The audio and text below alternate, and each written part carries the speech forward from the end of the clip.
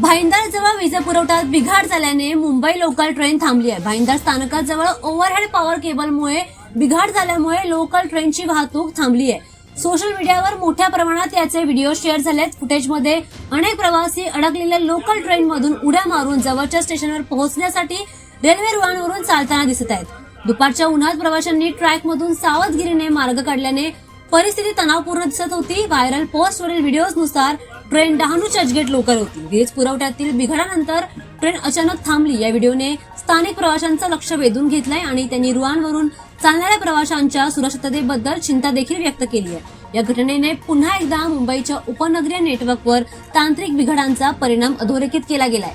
जिथे थोडा वेळ वीज पुरवठा खंडित झाल्यास मोठ्या प्रमाणात विलंब आणि गैरसोय होऊ शकते। हा बिघाड दुरुस्त करण्यासाठी आणि गर्दीच्या मार्गावरील सेवा पुन्हा सुरू करण्यासाठी दुरुस्तीचं काम सुरू करण्यात आलंय।